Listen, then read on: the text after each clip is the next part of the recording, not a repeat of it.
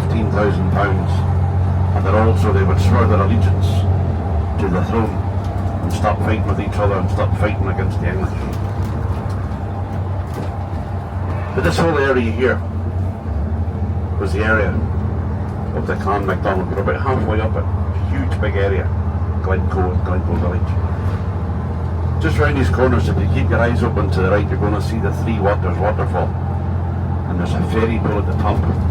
But on days like today, there will be people in there getting themselves blessed by Elvin, because this is where he stays when he comes to Glencoe to visit his friends. And look, there's been people in there and people about to go in there. Go for a wee swim, sir. Look. Aye. Some of the coldest, freshest water in the Highlands. They'll be freezing, even in summer. Our water never gets above 5 degrees. Never. So, the MacDonalds, they had friends up in the nearest valley, the next area up, Fort William and Argyll, called the Campbells. They thought they were friends, kin. So they sent an invitation up. Come to Glencoe, partake of some Highland hospitality, and the elders can ride together across the Lochs, Tinberary, and sign the treaty. Now Inverary is over to the west, which is on the right hand side of us, right the side of this big mountain up here called Glen Etive. And you can see the valley that takes you across. Well, the Campbells escaped it, down they came. And they were given to kill the MacDonalds where they slept.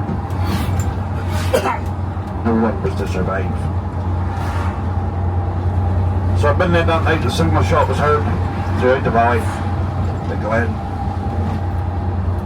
and the massacre began.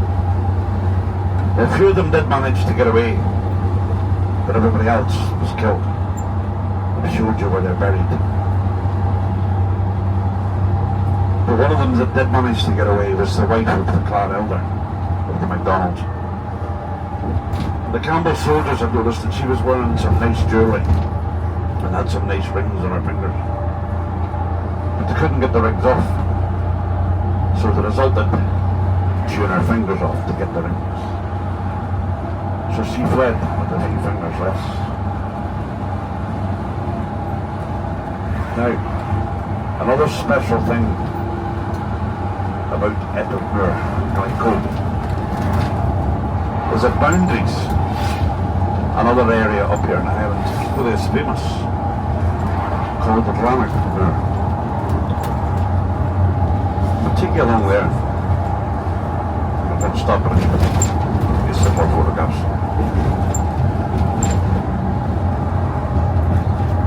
Gem spot.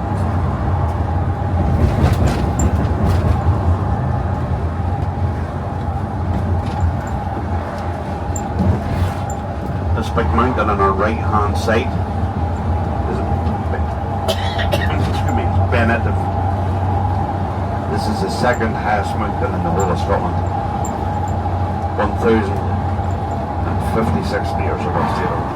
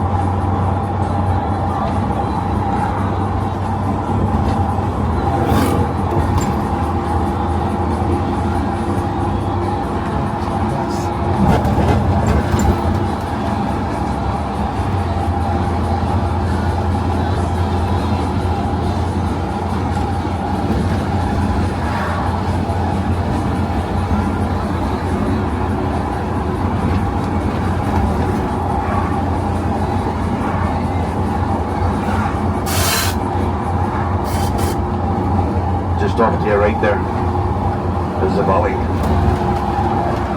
Takes you across to Edinburgh.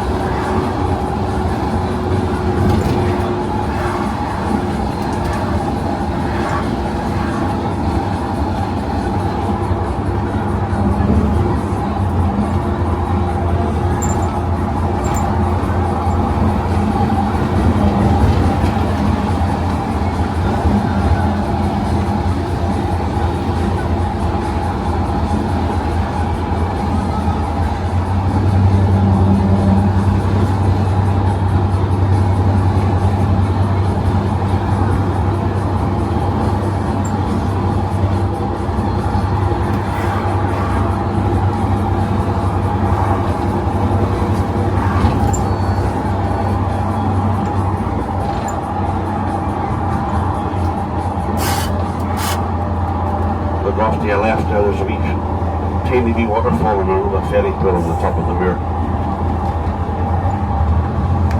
Now, this is the boundary line here between Etive Mòr and Glencoe Moor. Now, Glencoe is very, very famous because of a former owner of Glencoe Moor. Just over the brow of the hill here, you'll see a big vast area, 50 square miles, Glencoe Moor, and a loch in the middle.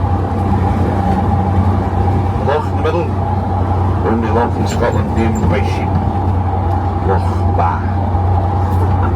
Yeah, named by sheep. Now, this road from the entrance here to the Glencoe Ski Centre here, right the whole way down to a place called Buachaille. This is what we call the floating road, because it floats on top of an unused peat bog. So it gets a wee bit spongy and a wee bit bouncy. As long as we get past trucks, I don't care. But look all around you. A bit of unspoiled wilderness called the Glencoe Moor. And Glencoe Moor is the childhood haunt in the Highlands of Sir Ian Fleming.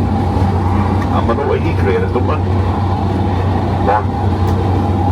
Yeah, we all know who the best Bond was, don't we? There's Sean Connery. Well, Daniel Craig a very close second, I must admit.